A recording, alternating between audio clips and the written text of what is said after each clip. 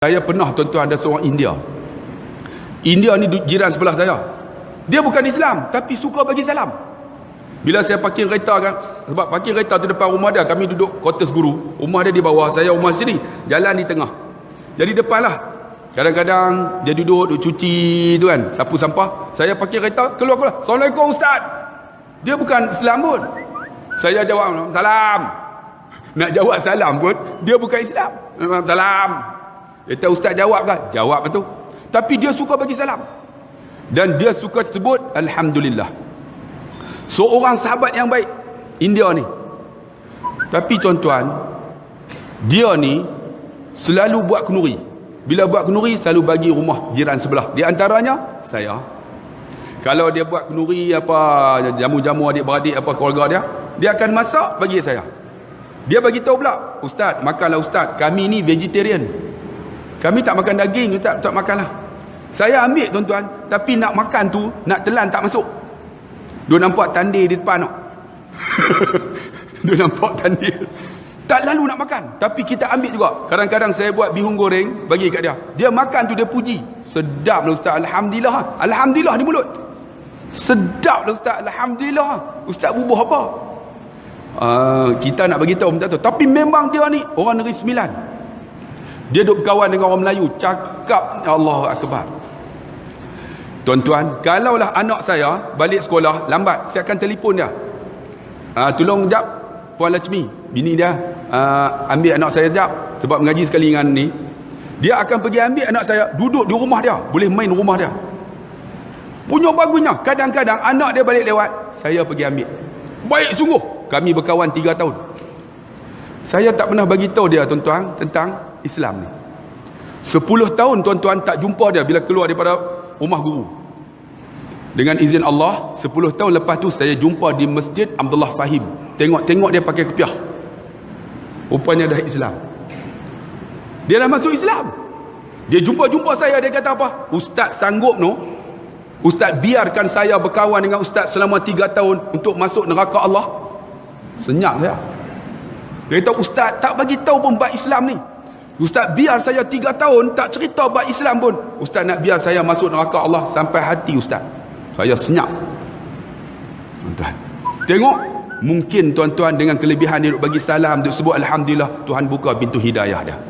Sebab tu kita ni tuan-tuan, sama kita ni, apa salahnya jumpa bagikan salam, Assalam, sampaikan salam, Assalamualaikum. Orang yang jawab Waalaikumsalam warahmatullahi. Kalau nak bagi lebih, Assalamualaikum warahmatullahi. Orang yang jawab Waalaikumsalam warahmatullahi wabarakatuh. Bagi salam. Itu kelebihan salam. Yang kedua, ada seorang sahabat Nabi masuk Islam dengan ini, masuk syurga dengan ini. Kita semahyang. Ketika Nabi semahyang tuan-tuan, tiba-tiba ada seorang sahabat. Nabi lepas baca Fatihah, baca surah, Nabi rokok, Allahu Akbar. Tiba-tiba Nabi i'tidal, Sami Allahu liman hamidah. Kita kata apa?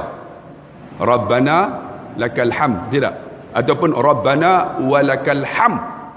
Tiba-tiba ada seorang sahabat dia tambah, hamdan kasiran tayyiban mubarakan fi. Pernah dengar tak? Pernah dengar tak?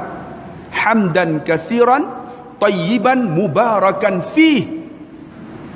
Habis sembahyang, Nabi kalih, wahai sahabatku, siapa yang tambah tadi ketika i'tidal? Sahabat muka pucat, sebab dia buat satu benda yang Nabi tak buat. Sahabat tak berani nak angkat. Siapa yang tambah ketika i'tidal tadi? Aku dengar. Sahabat yang angkat dalam keadaan takut. Saya ya Rasulullah. Nabi kata, wahai sahabatku, ketika kamu sebut hamdan kasiran tayyiban mubarakan fi, malaikat ni turun ke bumi mencatat, berebut nak mencatat pahala untuk kamu. Kita ada tak? Bang, tengok amalan sikit, pahala banyak. Apa salahnya tuan-tuan, mulai hari ni bila sebut Sami Allahu liman hamidah, Rabbana walakal hamd, tambah hamdan kasiran tayyiban mubarakan fihi. Boleh tak? Cuba ikut saya.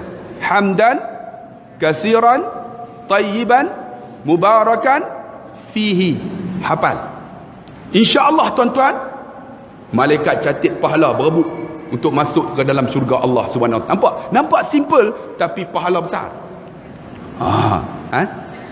Nak suruh tulis ke? Boleh, nanti saya tulis. Hamdan kasiran, pujian yang sangat banyak, tayyiban, kebaikan, mubarakan, keberkatan dalamnya. Sebab kita sebut sami Allahu liman hamidah. Sami Allah, mendengar Allah dengan pujiannya. Mendengar Allah, dia puji. Tuan-tuan yang dikasihi dan rahmati Allah, tengok, amalan sikit pahala banyak. Lagi satu, ada satu tempat tuan-tuan, kalaulah kita dibakar dalam api neraka, dengan izin Allah tuan-tuan, tempat itu tak akan terbakar. Di manakah anggota kita yang tak terbakar? Disebut dalam hadis, orang yang banyak sujud. Banyak sujud ni. Maka tempat sujud ini, kata Nabi dalam hadis Sahih Bukhari, tempat ini tak akan terbakar kalaulah dia masuk dalam neraka Allah Subhanahu Wa Taala. Tak terbakar. Jadi macam mana? Kalau boleh tuan-tuan, kita banyakkan sujud. Kalaulah kita jadi imam, janganlah kita sujud panjang. Sebab di belakang tu macam-macam ada. Yang tua ada, yang tak larat, yang uzur. Kalau kita sembahyang seorang, contohnya sembahyang sunat duha, panjangkan sujud. Bila panjangkan sujud, Nabi kata, aqrabu, paling dekat, ma yakunu abdun inda rabbi, di antara aku dengan hamba aku, kan, fahuwa sajidun, ketika sujud.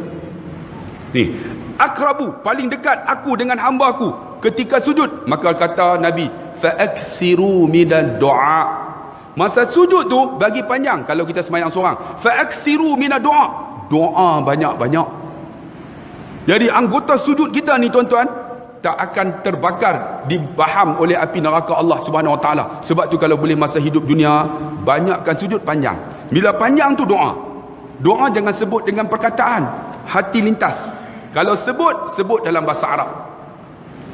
Tubna ila Allah wa raja'na ila Allah wa nadimna ala ma fa'alna. Hati main, ampunlah dosaku ya Allah, ya Allah ampunlah dosaku ya. Hati main, mulut sebut. Kalau sebut dengan mulut, batal sembahyang. Ataupun tuan-tuan saja-saja dalam wuduk, tak tahu nak buat apa, hadap kiblat. Hadap kiblat, tuan-tuan, apa yang tuan-tuan perlu buat? Angkat takbir dia, duduk antara dua sujud.